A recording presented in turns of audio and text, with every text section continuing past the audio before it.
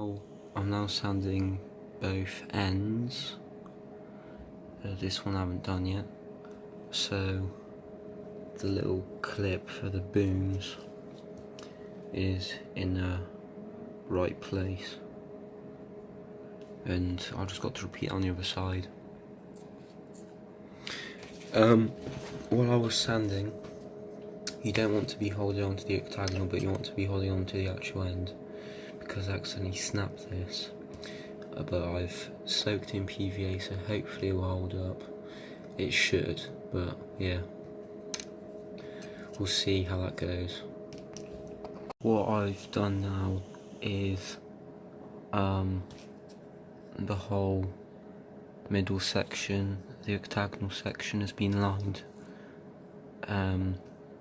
so you can make a little octagonal boom like that. And the sail booms, I've sanded them to shape and now they're ready, just right size. So what I'm waiting for is this to dry, and then when it's dry we are going to be starting to secure the detail parts onto this. Right, so I'll just put the yard slings on to the finished hexagonal area that I've done here. These are quite difficult to make, but I think I am getting better at them slowly. They do take a lot of time, that's the only issue with them, for what they are.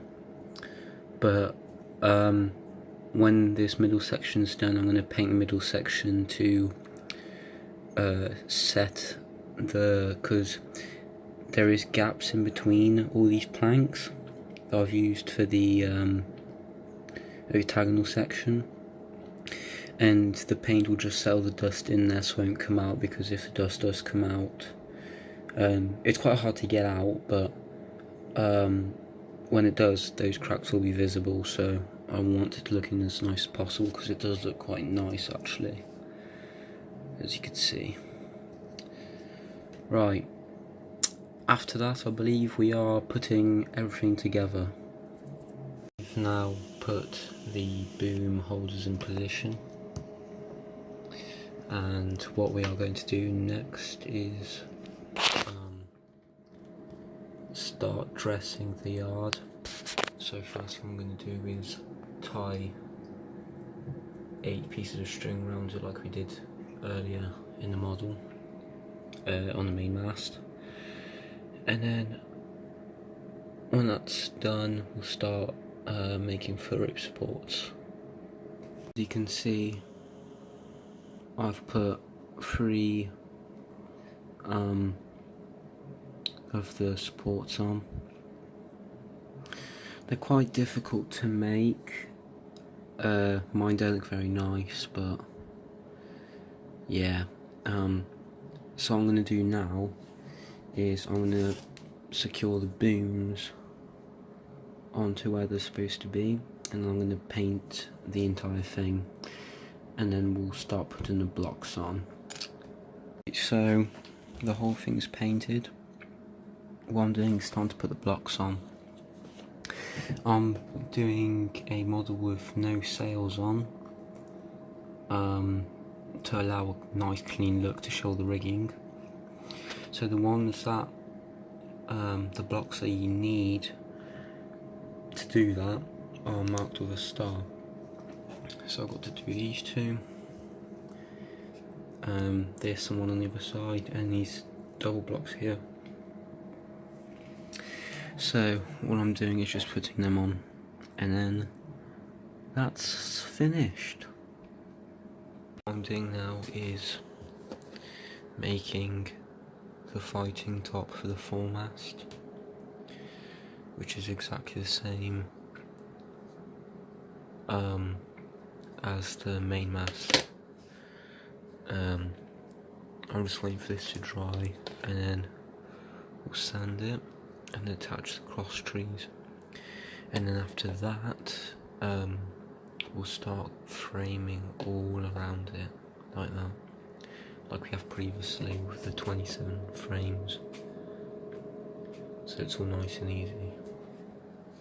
Right, so I've now completed the entire four-mast fighting top. Looking very nice. I think I've done a lot better job with this one. So I've just painted that, I'm going to let that dry, and we are going to start assembling the lower foremast. First thing we're doing is carving the top 73mm length of the mast to an 8mm thick square. I've now checked that the fighting top slides in nicely to the square section, and on the last 5mm section we're going to be carving a 5x5mm square on top for the mast cap to go through. I've now also sanded 3 flats as shown on the plans to allow the cheeks, I believe is what they're called, and the little plank with the cuts to go in. So that's done, and I believe next we are going to actually start fitting the cheeks. You can see I've added all the bindings, same as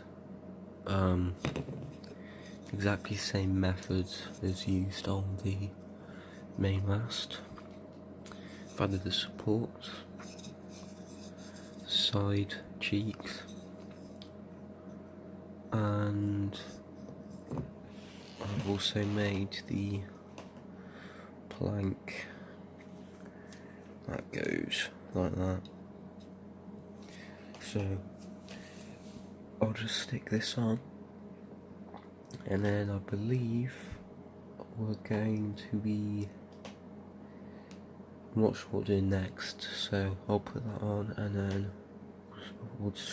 yeah. I've now secured the fighting top.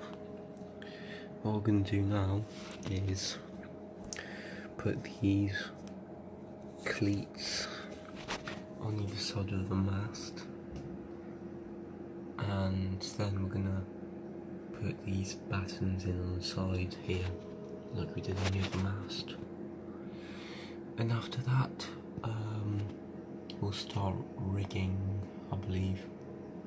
As part of the rigging, we're going to install these big ropes using a pencil spacer like we did on the last mast on the other side. So we're going to do that now.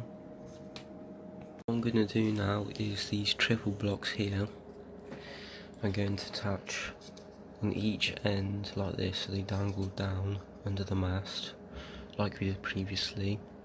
I believe it's to hold the main yard, and then also on this mast cap I'm going to paint it black and then stick these 2 blocks as shown like that, and then I will move on to the next issue. I will be assembling the middle section of the mast.